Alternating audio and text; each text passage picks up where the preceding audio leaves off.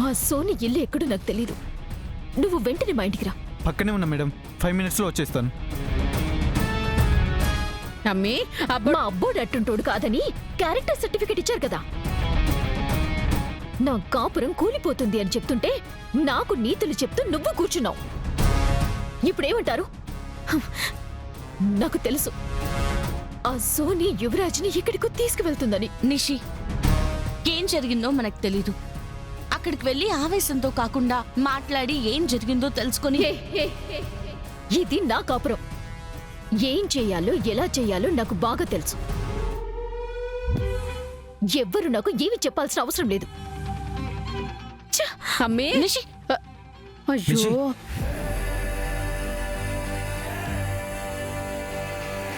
అమ్మే ఆగమ్మే. నిషి ఆగు. అమ్మే నిషి, అమ్మే ఆగు. అబ్బోడు ఆ అమ్మి ఇంటికి ఖచ్చితంగా పోయిండడు. అబ్బోడికి నువ్వంటే చాలా ఇష్టము. హా, ఇష్టం ఉంది కాబట్టే నన్నింతలా కష్టపెడుతున్నాడు అత్తయ్య.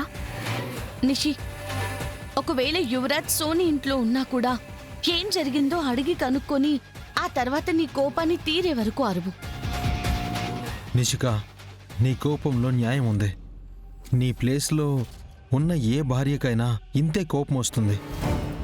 కానీ ఒక్కసారి ఆలోచించు, ఇప్పుడు అక్కడికి వెళ్ళి గొడవ చేయడం కరెక్ట్ కాదు. పోనీ నువ్విక్కడే ఉండు.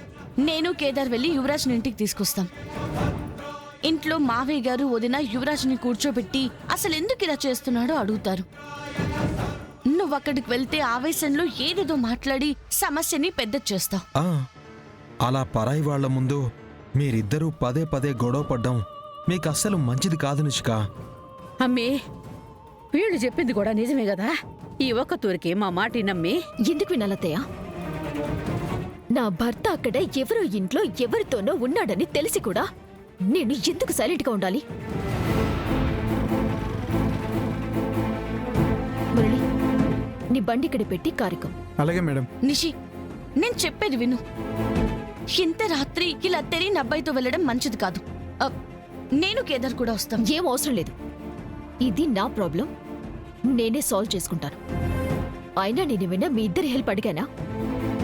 ఎందుకు ఊరికి నసపెడుతున్నారు? మురళి, నువ్వు కారికు.